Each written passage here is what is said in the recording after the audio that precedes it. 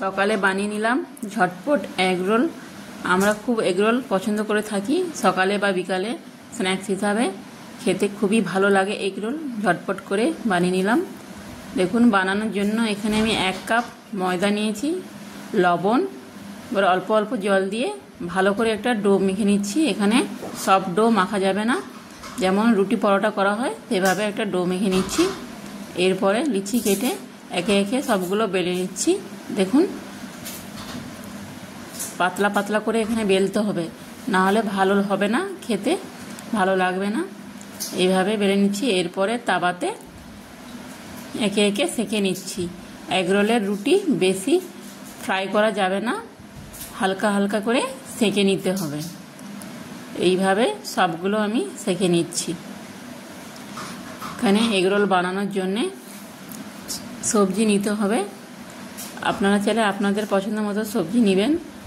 আমি এখানে সবজি নিয়েছি 3 রকম: ক্যাপসিকাম, পেঁয়াজ, স্প্রিং অনিয়ন, গাজর, সবগুলো চপিং করে নিচ্ছি। দেখুন, এখানে চাইলে আরও কিছু সবজি অ্যাড করতে পারেন। এরপরে অল্প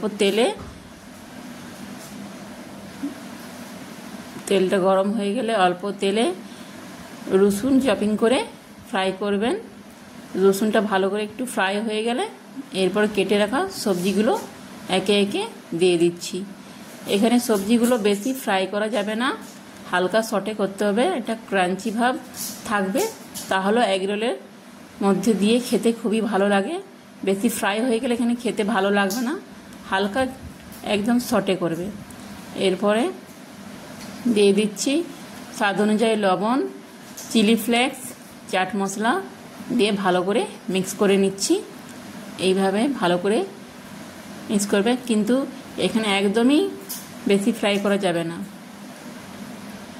আমাদের এগ রোলের স্টাফিং হয়ে গেছে, দেখতে কত সুন্দর লাগছে দেখুন। এরপরে উপর থেকে স্প্রিং অনিয়ন ছড়িয়ে দিচ্ছি। এগ রোল আমরা যখনই কোথায় বেড়াতে যাই আমাদের এগ রোলই খেতে খুবই ভালো লাগে। এরপরে আমি ডিমটা ফেটে নিচ্ছি অল্প লবণ দিয়ে। প্যানের মধ্যে অল্প তেল দিয়ে ডিমটা দিয়ে দিলাম ফাটিয়ে। এরপরে উপর থেকে এগ রোলের রুটিটা বানিয়ে রেখেছিলাম, রুটিটা দিয়ে দিলাম। এরপরে এপিঠ ওপিঠ ভালো করে এটা ফ্রাই করে নিচ্ছি। দেখুন কত সুন্দর একটা কালার এসে গেছে। বাড়িতে বানিয়ে এভাবে খাবেন, খুবই হেলদি। নিজের পছন্দ মতো সবজিও অ্যাড করতে পারবেন, খেতেও খুবই ভালো লাগে। বড় থেকে ছোটরাও খুবই পছন্দ করবে, বাড়িতে ঝটপট বানিয়ে খেতে পারবেন। এরপরে মধ্যে স্টাফিংটা দিয়ে দিচ্ছি, ওপর থেকে সস দিয়ে দিচ্ছি। আপনারা আপনাদের পছন্দ মতো যে কোনো সস দিয়ে খেতে পারবেন। আর ফোল্ড করে দিচ্ছি, একে একে সবগুলো করে দিচ্ছি ফোল্ড।